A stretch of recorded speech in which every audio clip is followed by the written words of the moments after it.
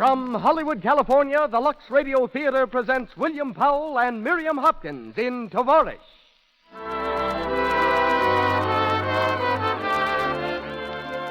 Lux presents Hollywood. Romance, drama, and comedy come to you tonight under the title of Tovarich, a smashing success of the stage and screen, telling the story of two exiled members of the Russian nobility who swapped their ermine for aprons.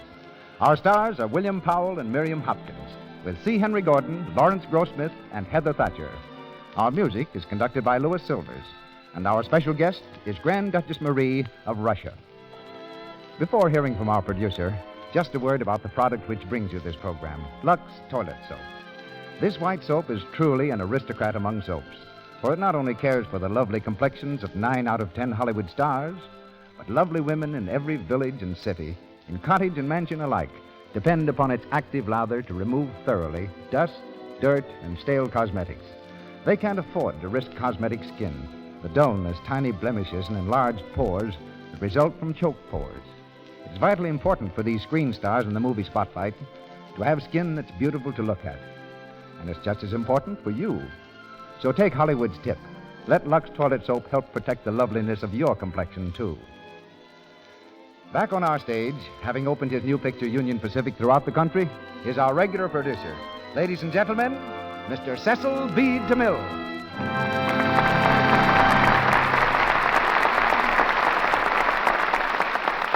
Greetings from Hollywood, ladies and gentlemen.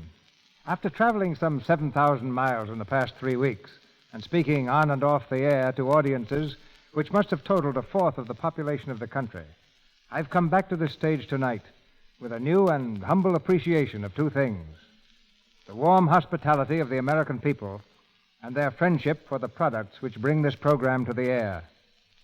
In Latin, lux means light, and the light of the Lux Radio Theatre blazed a path across the country along which our listeners welcomed me from coast to coast. In meeting so many of you, I didn't see the dim outline of strangers, but the clear, smiling faces of friends. And one of the great thrills of homecoming is that I can again be your host and repay in some measure your hospitality to me. Tonight's play, Tovarich, was written in spare time by the French dramatist Jacques Duval, who devoted most of his working day to writing another play, which he thought would be his masterpiece. The so-called masterpiece expired almost as soon as it was shown to the public, while Tovarich became a dazzling success. Cheered in 24 capitals abroad, this play has a universal appeal, best summed up perhaps by its title, which means comrade. Tovarich was adapted for the American stage by the playwright who just pocketed the Pulitzer Prize for writing Abe Lincoln in Illinois, Robert Emmett Sherwood, and was fashioned into celluloid by Warner Brothers. At that same studio, Miriam Hopkins has just completed another Pulitzer Prize winner, The Old Maid, and in tonight's play, she becomes the Grand Duchess Tatiana Petrovna. The imperturbable William Powell, he of the ready answer and faultless deportment, returns to create his third characterization as a butler. You saw him buttle in My Man Godfrey and The Baroness and the Butler. Tonight he responds to doorbells and to the name of Prince Mikhail. 3 distinguished character actors also join our cast. C. Henry Gordon as Commissar Gorochenko, Lawrence Grossmith as Charles Dupont, and Heather Thatcher as Madame Dupont. And now for the play. The Lux Radio Theatre presents Tovarich, starring William Powell and Miriam Hopkins.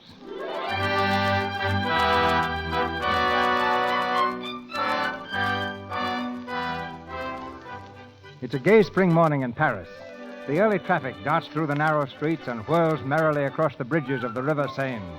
On one of these bridges, a man strolls slowly. His clothes are worn and seedy, but there's great dignity in his bearing, a touch of cold aloofness toward his surroundings. Reaching the end of the footwalk, the man steps smartly off the curb. A taxicab lunges toward him and misses him by inches. Fool of 1,000 fools! Why can't you look where you're going? You step from the curb like a man walking in a fog. Are you a blind fool as well as a stupid one? You may come down from your taxicab, Sukarim. Your Excellency. You may kneel in the gutter and beg my forgiveness. Prince Mikhail. Well, come. Your Excellency, if I had but known it was you, I will tear my tongue out by the roots. Watch me, Your Excellency. No. That won't be necessary this time. You may stand up, Sukamin. Oh, Your Excellency. It is so wonderful to see you again. Not since Petrograd before the revolution have I been blessed by the sight of your face. Your Excellency, the Grand Duchess. How is the Grand Duchess? Her Imperial Highness, the Grand Duchess Tatiana, has done me the honor to marry me, Sukamin. Yes, Colonel Trepanov has told me. She's very well. When I see her later, I shall tell her you send your undying loyalty, that you lay your life at her feet. Ah, yes. Come, Your Excellency. My taxi is at your service. Oh, thank you, but I think I'll walk. However, the Grand Duchess still enjoys an afternoon airing. You may call for her sometime. I will, Your Excellency. I will. Your residence, Your Excellency. 24, Rue de la Glacière. The alley to your right, up 4 flights, door to your left. Knock twice. Your Excellency.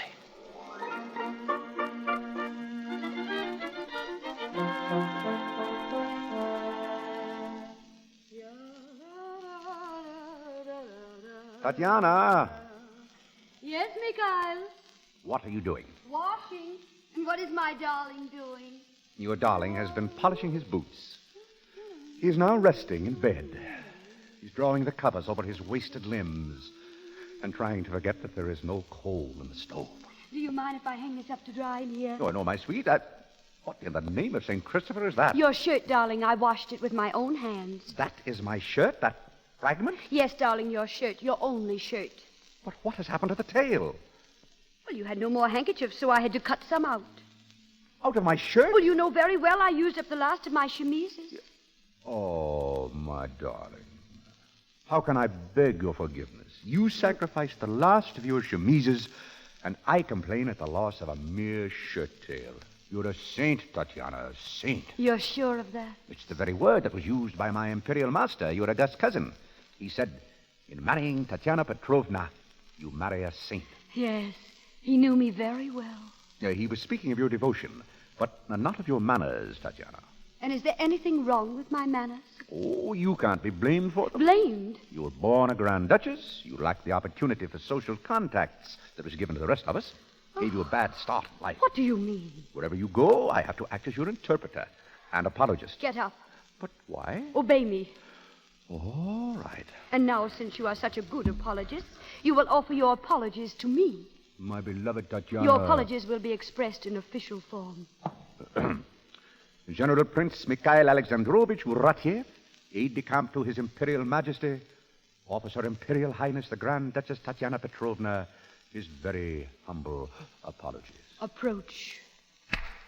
Ouch! How dare you say ouch? You're an officer. You're not permitted to feel pain. Very well, Highness. The ouch is withdrawn. Oh, darling, darling, darling. You're forgiven. Completely? Completely. Kiss me. How good it is to be Russian. And insane. Life for us is so very, very sad. And so very, very beautiful. And so tiresome. I'm starving. Oh, give me some money, Mikhail. Money? Yes, I'm going shopping. But surely not with money. Oh, Mikhail, don't tell me there's none left. There is a sum of 100 francs, Tatiana, that is all. But that is enough. And out of the 100, we owe 80 to the proprietor of this lamentable hotel. Very well. You shall be paid. You're sure? But of course, I shall pay the landlord 80 francs and buy the food and bring back 80 francs. Tatiana, I don't understand your arithmetic, but I suspect the honesty of your intention. Darling, do you trust me? Oh, within reason, my love. Then believe me, I swear by St. Peter and St. Paul, I swear to bring back 90 francs. I shall buy some cutlets of horse and some potatoes, and I shall bring back 95 francs and 2 artichokes. Tatiana, you're very fond of artichokes, aren't you? No, I hate them. But while the grocer's selecting the poorest potatoes, I shall be left alone amongst the artichokes. I humbly beg that the Father of all living may look the other way, that he will not see the Grand Duchess Tatiana Petrovna, cousin to the Tsar, arrested for stealing artichokes. Nonsense. I'm never arrested. Mikhail, did you hear a knock? I'm under the impression that I did. If it's our friend, the landlord. If it is, I shall deal with him. Enter. Madame Courtois? Who? I have a hat here for Madame Courtois. Oh, We don't doubt it, my dear child, but she's not here. This is not where she lives, but the concierge told me. oh, You are Russians. Yes, we cannot disguise it. And the lady, you are the Grand Duchess. Oh, but I should have known it at once. Your Highness, permit me to kiss the hand. Oh, Charming, charming. Stand up, my child. it was all the concierge's fault. Oh, the concierge is an idiot. Now, here, take your little hat box and... Wait. This box is rather heavy. Oh, no, thank you, Your Highness. Good day, Your Highness. Wait, I think I'd like to see that hat, please. No, Your Highness, it's not what I you- might decide to buy it. Open the box. I promise you, Your Highness, it is hideous. You Mikhail, wouldn't... open it. Certainly, Your Highness.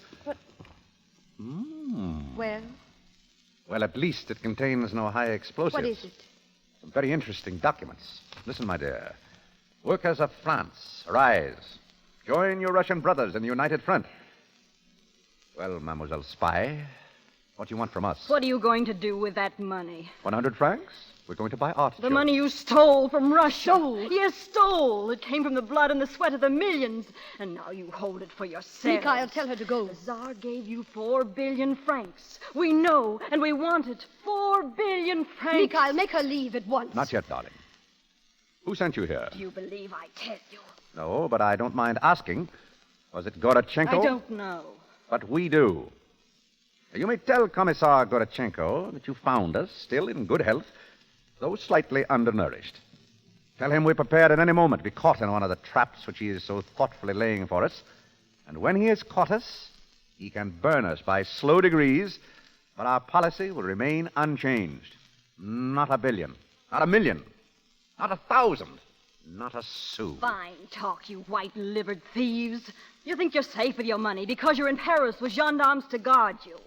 But we know how to take back what was stolen from us. And when we do, we'll also take your miserable, worthless, evil life. The little beast. Of all the spies that have been inflicted on us, Mikhail, that one was the most ridiculous. You know, Tatiana, someday one of them will kill us. I don't doubt it. You're not afraid? Are you? No, my sweet. But they do want that money. You'll never give it to them. Not a billion, not a million, not 1,000, not a sou.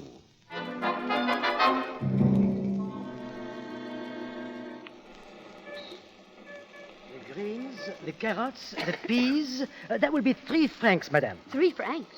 That's outrageous. Oui, madame. And would madame like some artichokes? No. Give me some potatoes. Oh, oui, madame. The very finest potatoes in Paris. You, madame, I saw. What are you talking about? I saw the artichokes. You put 3 of them in your dress. Oh. You stole them. Stole them? Oh, it's ridiculous. Gendarme! Here, what is it? No. Why do you annoy Madame? You are the police. Will you stand by and see me Oh, robbed? the man's mad. Mad, look at her. She bulges all over with artichokes. Hold your tongue. Go about your business. What? Go back. Go on. You will be paid for artichokes. Who will pay me? Who? I personally shall pay you. Now go. Oh, the world has gone mad. A gendarme will pay. Oh, c'est ridicule. J'ai jamais vu. We are sorry, Madame. You will be troubled no longer. The artichokes are yours. One moment, please. Why are you doing this? I have my orders, Madame. From whom? The government, Madame. The French government. They tell me whatever Madame steals... What? Pardon. Whatever Madame forget to pay for, I am to pay. I see. We are very much in your debt. Oh, not at all, Madame. Not at all.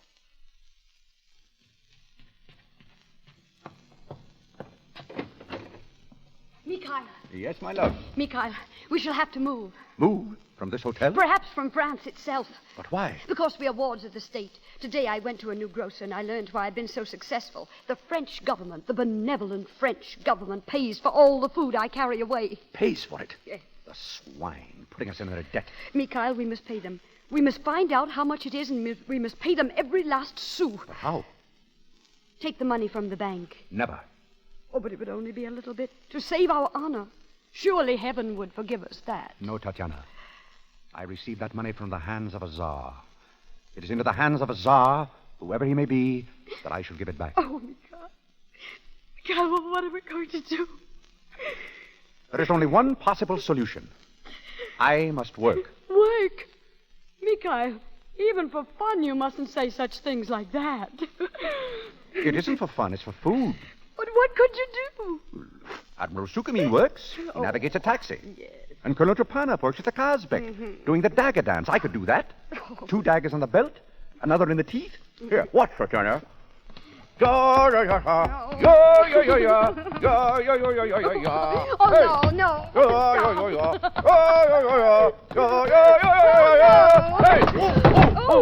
Ooh. There, you see? You would be full of holes the first performance. No, But, Tatiana, we'll starve. We'll die of starvation. I refuse to die, or to let you die. We must find a way to live, Mikhail. Tatiana, Yes? I once heard of two of our people.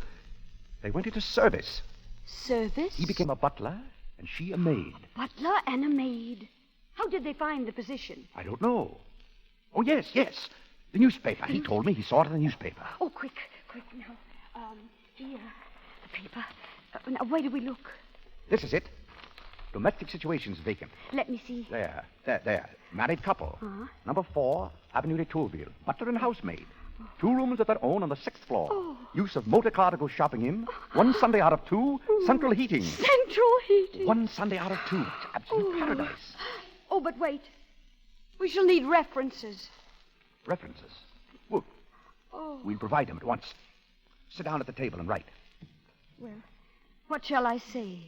The undersigned, the Grand Duchess Tatiana Petrovna, states that she has had in her service... Service? How do you spell it, with an S or a C? Which looks better? C. C, then. In her service, Michel Popov and his wife, Tina Popov. Popov will not do. They'll think we made it up. The name will be Dubrovsky. Oh, you remember the dentist in St. Petersburg. His name is Dubrovsky. Yes, Dubrovsky. They are faithful, loyal, exceptionally intelligent, skillful, honest, and they do not drink. Do not drink. Do you suppose they have vodka in this house? If not, they soon will. But continue. And I am pleased to recommend them in the highest possible terms. And you sign. Yes, but do you think we've said enough about our good points? We mustn't exaggerate. Now, we'll call in person. Are you ready? Yes. Oh, but let's finish the vodka first. By all means. We may not be coming back. Oh, this is for courage. Here. A life for the Tsar, Tatiana Petrovna. A life for the Tsar, Mikhail Alexandrovich. Forward!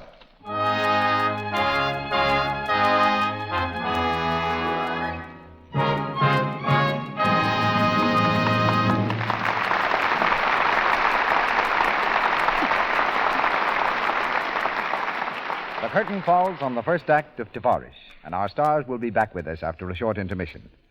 Now, here's a Hollywood restaurant, and a young man and his young wife. How about a dance, beautiful? I want to show you off. Oh, show me off? What an idea. This place is full of beautiful women, but I'd love to dance.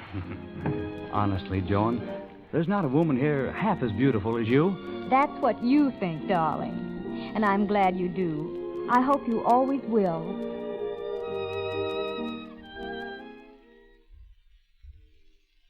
Joan's a clever wife. She knows Ted thinks she's beautiful because he's in love with her, and because she has a skin that passes the love test. When a man's in love, his eyes look closely, and only skin that's smooth and soft can pass this test. It's such a pity when women let unattractive cosmetic skin, dullness, little blemishes, and large pores spoil the beauty of their complexions. Lux toilet soap removes stale cosmetics, dust, and dirt thoroughly, helps guard against choked pores, because Lux toilet soap has active lather. This white, smooth, fine-quality soap is the beauty soap 9 out of 10 screen stars use. It's the beauty soap clever young wives and clever women and girls everywhere use. It's so important to a woman's happiness to keep good looks, to keep romance. Make Lux toilet soap your regular beauty care. Our producer, Mr. DeMille. Act 2 of Tovarich, starring William Powell and Miriam Hopkins.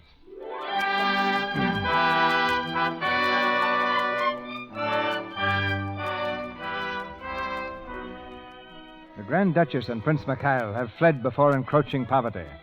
With their pitifully few belongings in a meager bundle, they arrive at the home of banker Charles Dupont. They stand stiffly, side by side, in the drawing room, as the banker and his wife examine them carefully. And, you're looking for a place? Yes, monsieur.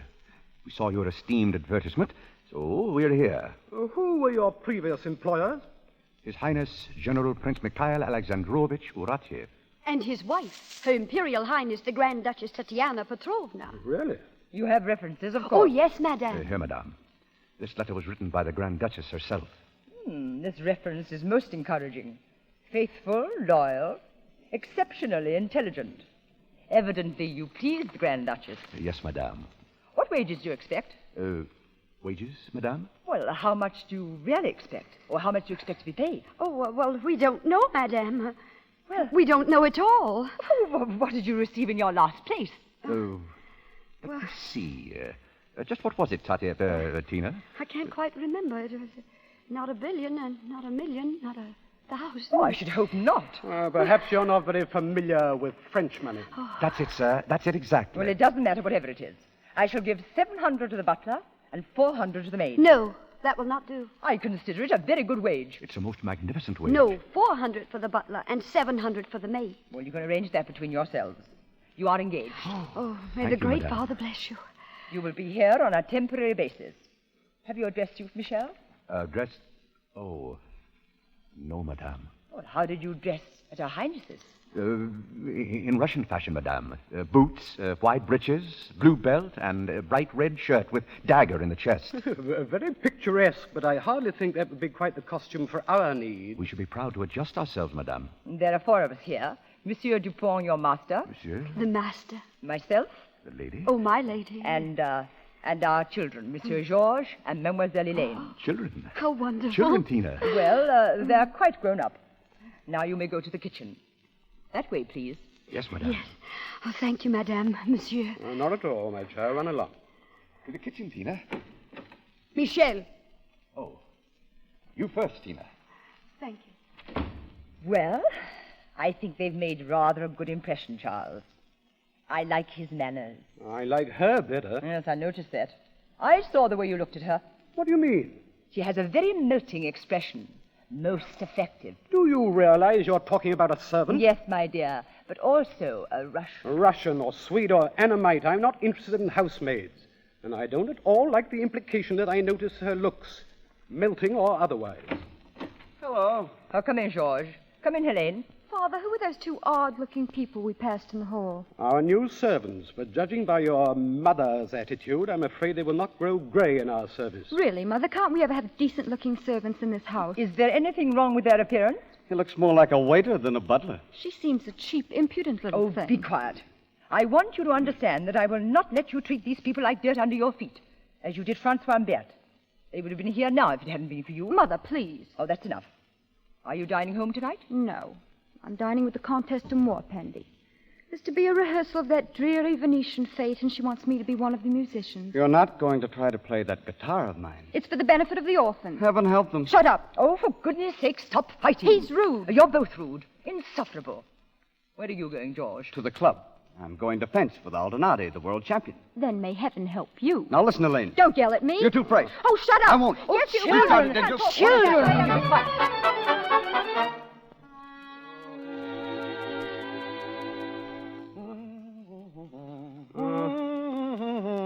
Your vest, monsieur? Thank you. Michel! Yes, sir? You always hum at your work? Did you say hum, sir? You were humming unmistakably. You're quite right, sir. So I was. It was a sensation of joy, sir, at being in your service. It shan't happen again, sir, I assure you. Now, sir, may I fetch you some medicine? Medicine? What for? For your headache, sir. How did you know I had a headache? I can see it in your eyes, sir. A struggle against intolerable pain. You're very observant, but medicine will do me no good. This is a headache that only the guillotine could cure. Oh, no, sir. There's a Russian remedy that is infallible. My former master, Prince Uratiev, made use of it quite often with immediate results. You sure it's harmless? Utterly, sir. Then go ahead and mix it. Thank you. Oh, excuse me, sir. Have you a shotgun? Why, yes, I have. Well, what are you talking about? Very good, sir. Thank you, sir.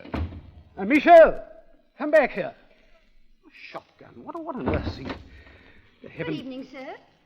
What do you mean by bursting in on me like that? Madame wishes to know if you are ready to leave for dinner, sir. Well, can't you knock? Knock what, sir? At the door.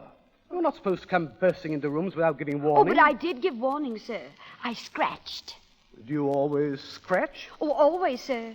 The Grand Duchess objected to knocking. It frightened her. It meant only one thing to her, Bolsheviks. And the Grand Duchess... Yes, if you'll pardon me for saying so, my girl, in the few hours you've been here, I've grown pretty tired of the Grand Duchess and her peculiar ways. In fact, I'm beginning to understand why they had a revolution in Russia. There would have been no revolution if it hadn't been for bankers. How dare you speak to me like that? You're an insubordinate, ill-bred, foreign... Oh, I know it, sir, I know it. And I deserve the punishment you're going to give me. Punishment? When Russia was Russia, a servant who talked back to her master was whipped and lifted by the ears and dipped into ice-cold water. Yes, they went too far in Russia. We don't do any of those things here. But you must do them. The master is the master and the servant is the servant. Beat me. Oh, please. I can't beat you. Oh, but you must, sir, you must. No, I've no intention of lifting you by your ears. Oh, then you forgive me, sir. Yes, but please get up. And you will give me the kiss of reconciliation? What? When the master forgives, he gives the servant the kiss of reconciliation on the brow. Oh, I see. Well, there. Thank you, sir. Good Lord! Here you are, sir. So you scratched, too. You can't knock, I suppose. Oh, I'm very sorry, sir. Have I offended you, sir? No. No. So what is that? Is it water? Oh, no, sir. It's a recipe, sir. There is no record of a headache that could resist it. His Imperial Majesty himself... All right. His Imperial... You're sure there's nothing harmful? I know, sir, that if I have misrepresented the facts in any way, the penalty for me will be a ghastly, lingering death with red-hot bayonets in my eyeballs. Yes, never mind. I believe you. Do not breathe, sir. Drink it off in one gulp. That's right, sir. Do you see anything, sir? Butterflies. Yes, that will pass, sir. A cigarette, sir? Yes. What's in that infernal stuff? A pure gin. 100 grains of salt. 20 drops of ether. And 150 grains of gunpowder. Gunpowder? Yes, sir. I took the liberty of opening one of your cartridges. Gunpowder? Good Lord, if I light a cigarette, I'll explode. Oh, no, sir. The powder is damp.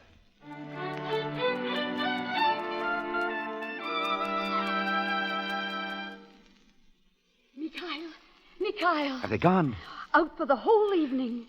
Well, how do you like our job? I say heaven be praised. I join you in devout gratitude.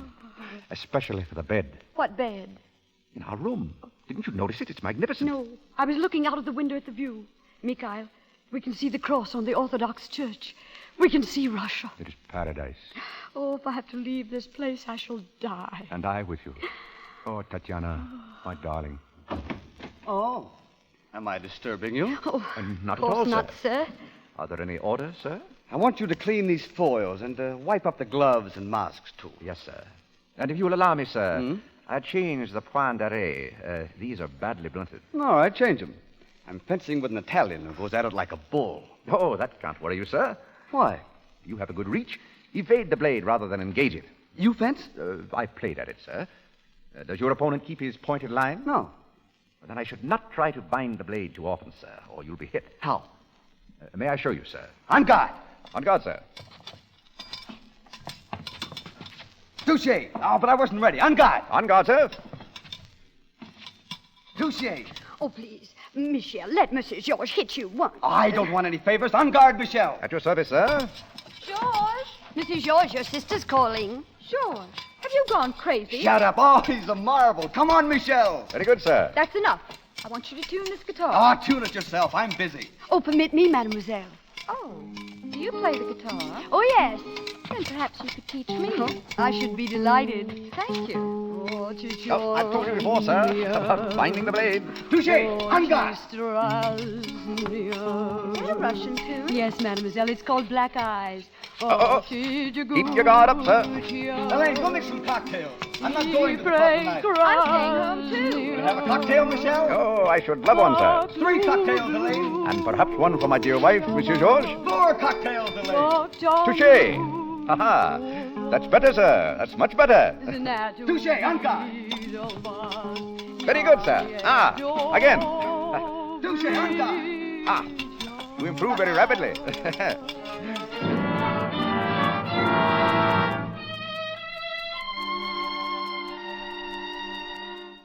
And what's the Russian word for sir? Wait a minute. Господин. Friend? Druk. Comrade? Tovarich. Oh, no, No? George. Tovarich. Tovarich. Tovarich, Michel. Tovarich, Tina. Seems funny to think they've only been with us a few weeks. I feel I've known Tina for years. He's marvelous. Yes, she is, isn't she? Elaine. What? How do you say in Russian, I love you? Я вас люблю. How do you know? I looked it up. Oh. What time is it? 7:30. And we want to be well out of here before those stuffy guests arrive for dinner. We'll be out of here all right. Michelle and Tina are going to join us later at the Russian place. Tovarich, Tina. What is the matter with you? Oh, nothing. Where are you going? Nowhere. Nowhere?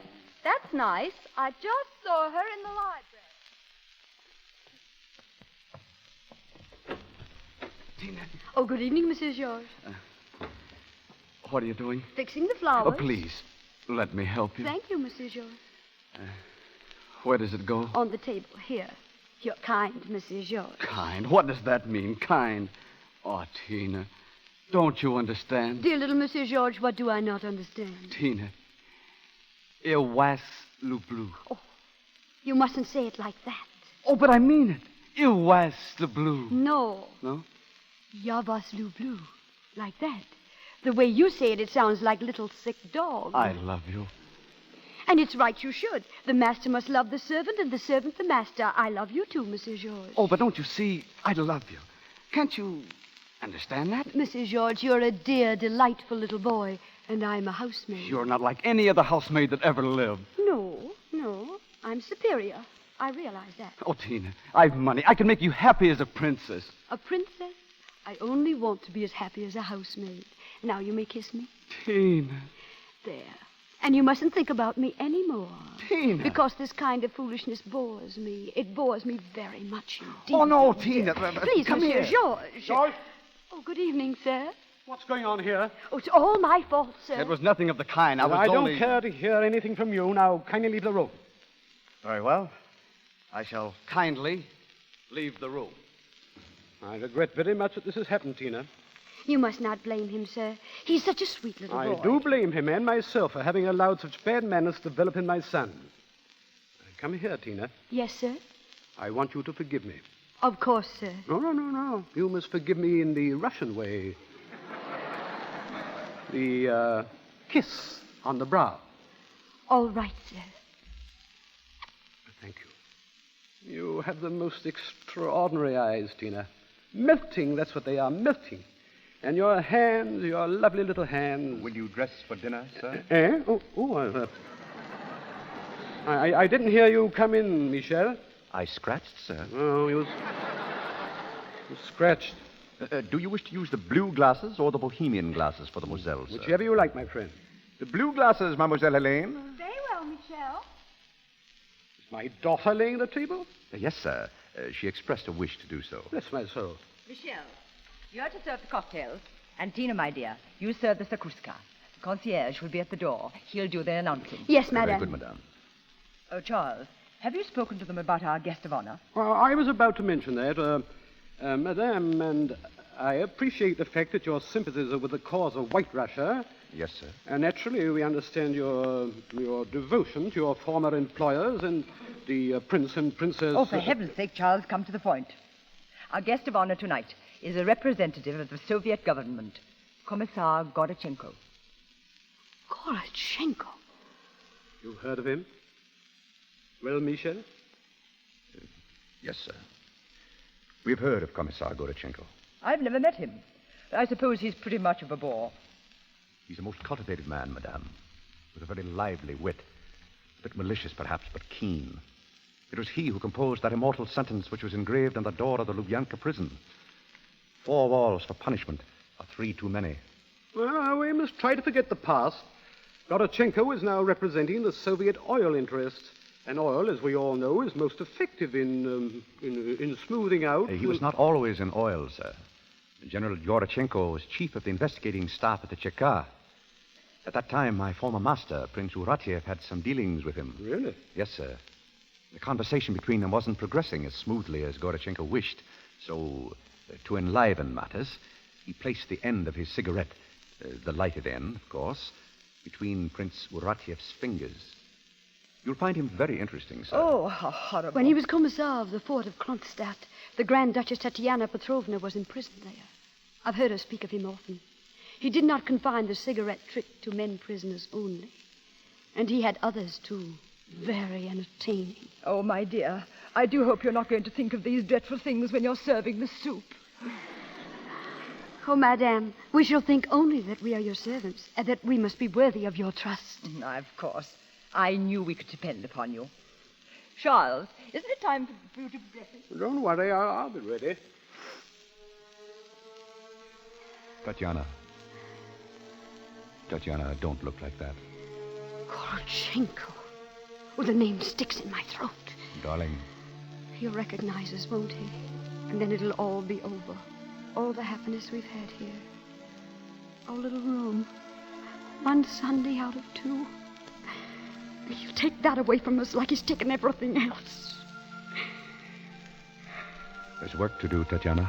We're servants in this house. Oh, Mikhail, hold me. Tatiana. I'm ready now. We'll go to the kitchen. After you, Highness.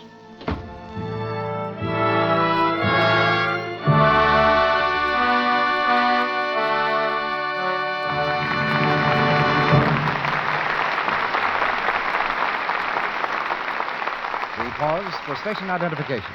This is the Columbia Broadcasting System.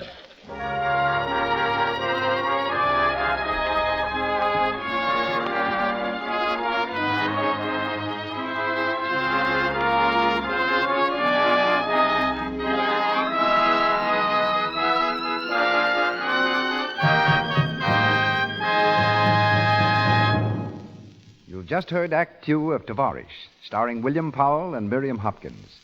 They return soon for Act 3, but now it's intermission time to hear from the evening's special guest.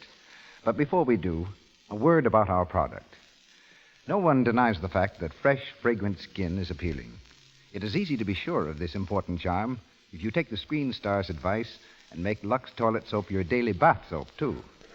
One of the very loveliest Screen Stars, Barbara Stanwyck, says, "A Lux Toilet Soap beauty bath is the best way I know to make sure of daintiness. It leaves skin really sweet." Miss Stanwyck is right, because that rich, active lather carries away every trace of perspiration, dust, and dirt. You feel refreshed from top to toe, and a light, attractive fragrance lingers on your skin. Try it, won't you? Make your daily bath a beauty bath with Lux Toilet Soap. And now, here's Mr. DeMille with an introduction to our guest. Our play tells the adventures of the Grand Duchess Tatiana Petrovna. We're about to present you now to another Grand Duchess, who's widely known in this country and whose name stands for adventure, dignity, and achievement throughout the world. Our guest has lived 2 lives. First as a princess of the Russian crown and cousin of the late Tsar. Then as a humble and penniless exile. She's Grand Duchess Marie, who escaped from Russia in the 1918 uprising, when 21 members of her immediate family were killed, who earned her first money knitting and embroidering, and who, since coming to this country, has gained new fame and distinction as an author, lecturer, photographer, and designer. Royalty steps to our microphone now as we switch to New York City and the presence of Her Imperial Highness, the Grand Duchess Marie of Russia. Thank you, Mr. DeMille. Your play tonight, Tovarich, is one which I saw 3 times and loved dearly. The first time I saw it, I sat and wept through the entire performance. It brought back so vividly, so truly, the problem which I too had to face, that of redesigning my life after its very foundations had crumbled. In 1928, I arrived in your United States with a suitcase, a typewriter, a guitar, and the first draft of a manuscript, partly French and partly in Russian, which I hoped someone would publish. Behind me lay a lifetime which even then seemed half like a dream, a life so different from the one I live now that I sometimes wonder if it really did happen. Right now it seems so strange to think of a childhood spent in palatial halls, surrounded by a retinue of servants, with my nearest and dearest companion, my brother Dmitri. One thing was consistently drummed into our ears, a saying which came down to us from my great-grandfather, the Emperor Nicholas I, who would say to his children, "Always act so that you will be forgiven for being born Grand Dukes." It was good advice and taught us a certain humility and the feeling that we must belong to the world at large, a feeling that I, as well as the two Russians in your play, would indeed be lost without. This feeling of humility has made many exiled Russians of noble birth successful at more modest occupations. It is the driving force which compels each of us, whether known to the world as Princess Tatiana or housemaid Tina, to be the best princess or the best housemaid possible. There were times, such as my wedding to Prince William of Sweden, when even being a Grand Duchess was difficult indeed. I can remember bewildering months of preparation, a dress of silver cloth, heavy jewels which only Grand Duchesses wore, the weight of it all so great that once I sat down, I had to be helped up. But the world has changed much since then, and although it has changed quickly, it is not so fast as a proverbial Russian temperament can change. It is our burden and our joy to be able to give ourselves swiftly to whatever mood seizes us, as Tina and Michael so well portray. I try to use this inherited tendency and make myself adaptable enough to fit into life in the United States. Happily, it was not necessary for me to rely only on philosophy for long, for I found a welcome on these shores and a place in your world. I am convinced that you fortunate people who accept your freedom as casually as you accept a sunshiny day do not realize nor appreciate as I do the real greatness of your country. Finding a home here has widened my horizon and continued my education, and I'm indeed grateful for the warm welcome I found. I grieve for the past sometimes, but I cannot regret the lessons I have gained through bitter experience. Life must be lived as it comes to us. I know it is hard to be gay in the face of dreadful events, but I put my faith in a happy ending for Tina and Michael, for myself, and, ladies and gentlemen, for you too. That was a royal treat, madam. Now in Hollywood, we present the third act of Tovarich, starring William Powell and Miriam Hopkins. To see Henry Gordon, Lawrence Grossmith, and Heather Thatcher.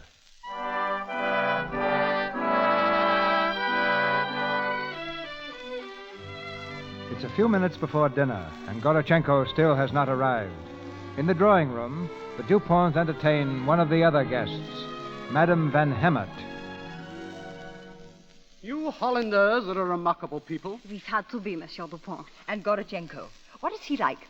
I confess I'm a little nervous. Don't worry, madame. He can be agreeable enough when he's in the right mood. And when he's in the wrong mood. He has the grace to keep ominously quiet. Oh, excuse me, madame. Yes, Tina? Shall we serve the cocktail? Imperial. Oh, no. Please don't do that. Please don't. Excuse me, madame. What on earth? I beg your pardon, madame, but just why did you curtsy like that? Why is she here? That's our housemaid. She's a Russian. Yes, she is the former Grand Duchess Tatiana Petrovna. No. You're mistaken. She was employed by the Grand Duchess. She is the Grand Duchess. I knew her well in Petersburg. Is her husband, Prince Horatif, here too? Prince Horatif? Oh, I suppose that's Misha. Are you sure about this? I promise you, Madame Dupont, I couldn't possibly be mistaken. Charles, what are we going to do? Commissar Gorochenko. Gorochenko. Oh, Charles. Quiet. Monsieur Dupont, I believe? Yes, how do you do, Commissar? Very well, thank you. My wife, Commissar. Madame Dupont. How do you do? Madame Van Hemert, you already know. Oh, Madame Van Hemert. Good evening. It's a most distinguished gathering. I feel ill at ease already. You know how distinguished it really is once you see who else is here. Oh, there are other guests. Well, thank heavens I'm not the last. Yes, there are others, but not exactly guests. Would you have a cocktail, sir? Thank you, Oh, yes, thank you. Hors d'oeuvres, sir? Yes, I believe I will. Commissar, about the deal for the oil lands your in pardon, monsieur. I drink to you, Madame Van Hemert. The gathering is very distinguished indeed.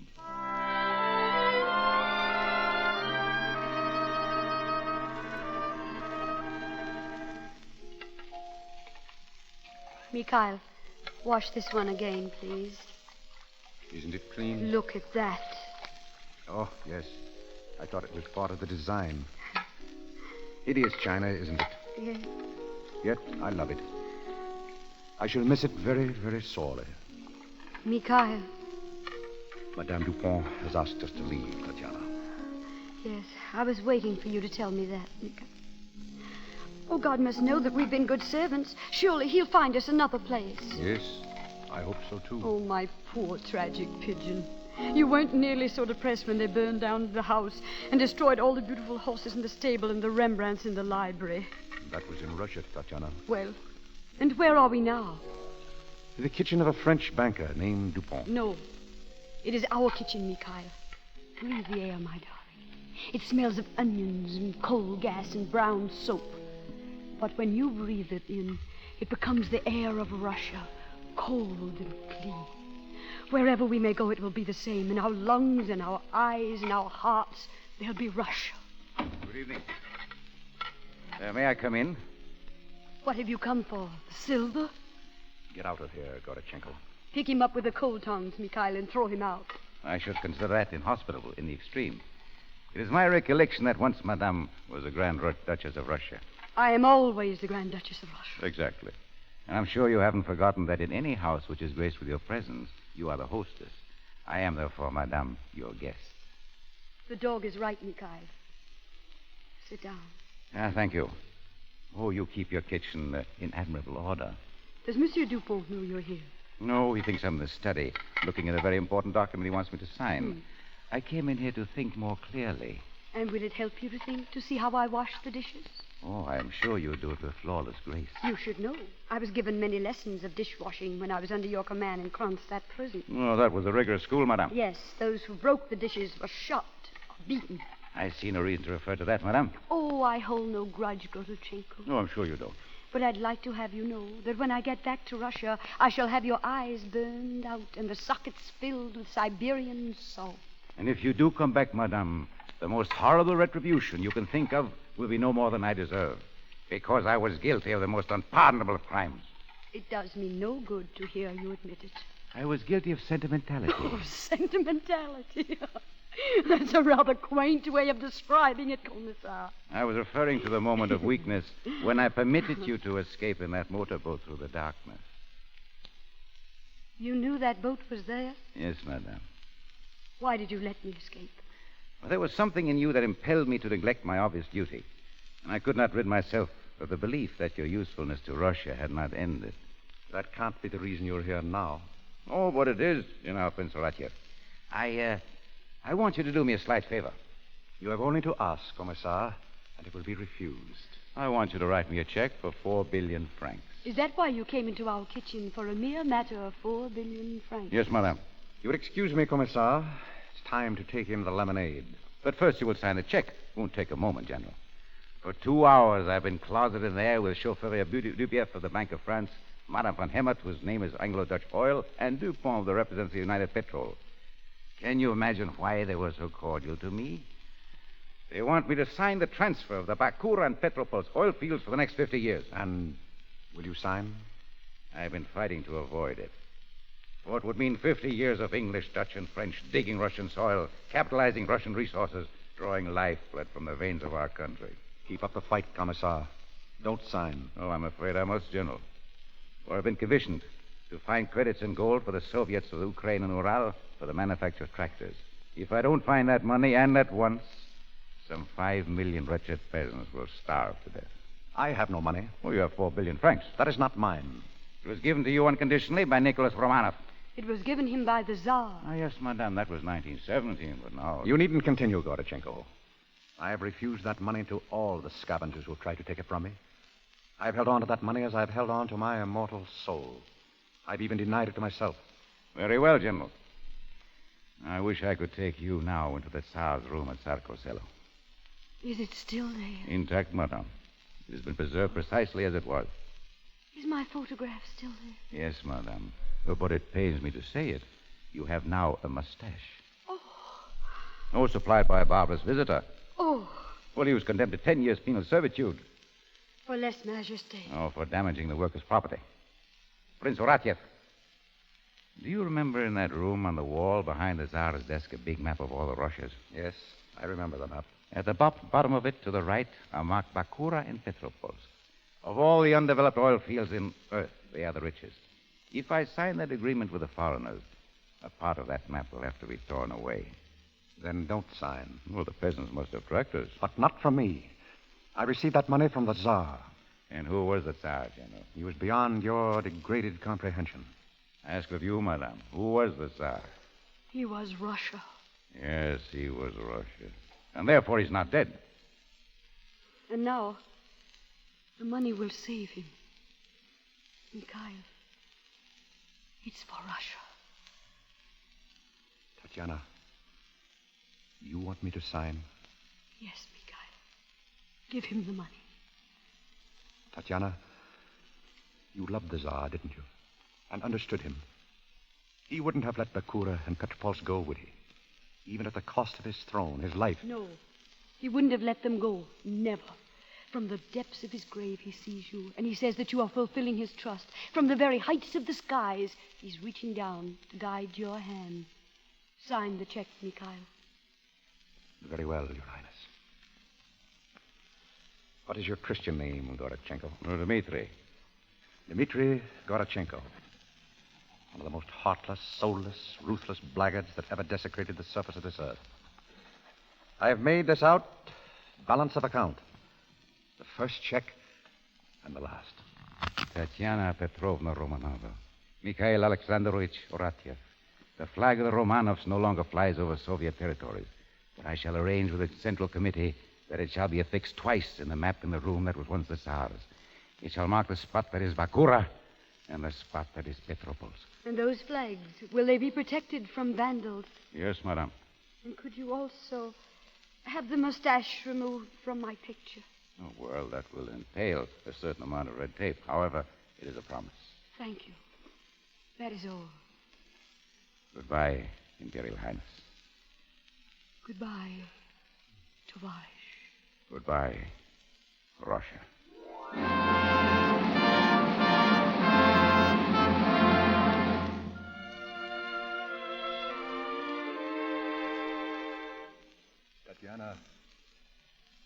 Tatiana, my dear, are you ready? Yes. I was just taking one last look at our little room. We shall never see it again like this. You're beautiful tonight, my darling. I wore this dress at our last grand ball, and this cape. After tonight, I shall put them away with my dream. Tatiana, Monsieur George, Helene, they'll be waiting. Go to the kitchen, Mikhail. Wait for there. Yes, sir. Monsieur Dupont. I've been waiting for you here. I want a few words with you. Very good, sir. I never dreamed that you could do such a cruel thing to us. Perhaps someday you will forgive me, sir. But we understand perfectly that you and Madame have every reason to detest us, wish to be rid of us. No. We do not detest you. Oh, thank you, sir. In fact, we respect and admire you. But what will you do now? The same sort of work, we hope, sir. Then, if that is what you wish, Madame and I have been talking it over, Mikhail, I'm ready. Your Imperial Highness. Oh, please, no. sir, don't. You were saying... I was about to say, if you are determined to continue with this sort of work, then why not continue with it here? You mean you wish us to stay? Well, that is... I mean, it's for you to say. Before all the saints, sir, I swear to you that never by word or deed should we remind you that we have ever been other than Michel and Tina. You may reduce our wages to nothing. You may beat us with whips. You may cancel every other Sunday we have free. If you wish us to... Very well. Then that's Oh, settled. monsieur, we're your slaves. Our lives are yours. No. I mean, that's enough. It's, good night. Oh, we're saved. Saved. The Russian God has saved us again. Never have two poor Russians had greater cause for celebration. Come, Tatiana. Oh, how kitchen, our dear, darling kitchen. Oh, look, Pigeon. It's snowing. It's so beautiful. I'm so sad. Yes. Everything's so sad, isn't it? Even happiness. Especially happiness. No. Your eyes are full of tears. They're the reflection of yours, Tatiana. Oh, we're fools, aren't we, Mika? Yes, my darling. Fools now and forever. Come. Yes. Oh, no, wait. I've forgotten something. Your jewels, Your Highness. The milk bottles, my prince. If I don't leave them out for the milkman, the Russian guards won't do it for me. Come, Mikhail. Forward, Your Highness.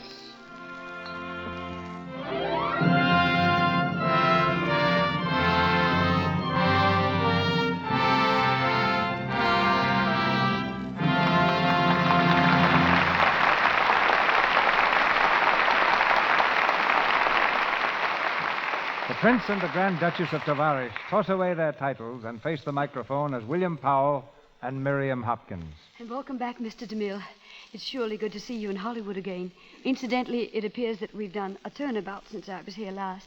At that time, I was the one who had just come back from New York. And at that time, you had something to say not only about New York, but about Lux soap. Oh, and what I said still goes. It's certainly a great help in keeping the complexion smooth and nice looking. I know I use Lux soap all the time, and from my observations around this town, practically every actress regards it just as highly as I do.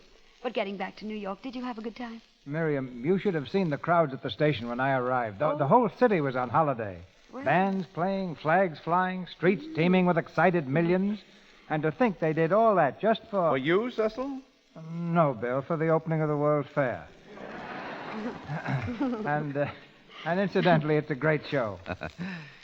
Now that Union Pacific is able to stand on its own 2 feet, Cecil, or its own 2 rails, what are you going to focus your camera on next? Well, I really don't know. What are you going to do? Well, I'm scheduled to bring back the Thin Man again. Oh, but that was announced months ago, William, and you haven't started making it yet. What goes? I've been waiting for the doctors to tell me that I can go out and play, Miriam. Mm-hmm. Present plan is for me to put on my gum shoes next month at MGM and start detecting again. Meanwhile, many thanks, Cecil, and good night. Good night, Mr. DeMille. Good night, Tovarich.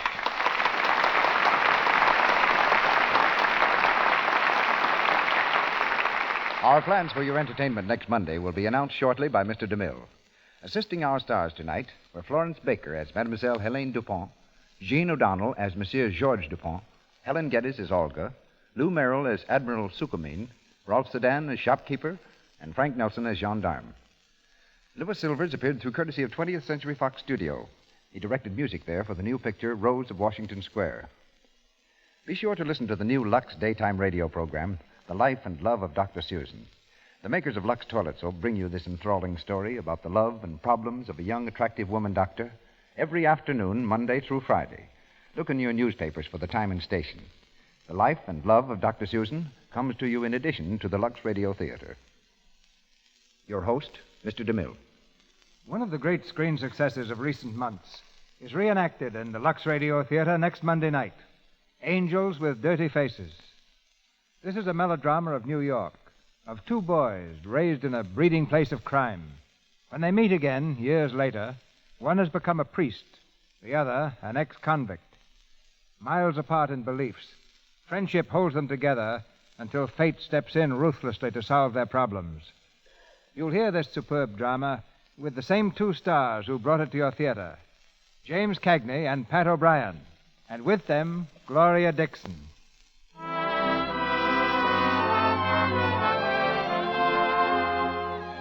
Our sponsors, the makers of Lux Toilet Soap, join me in inviting you to be with us again next Monday night when the Lux Radio Theatre presents James Cagney and Pat O'Brien with Gloria Dixon in Angels with Dirty Faces.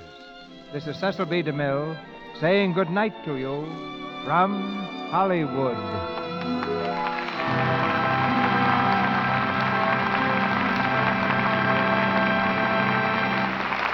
Your announcer has been Melville Ruick, and this is the Columbia Broadcasting System.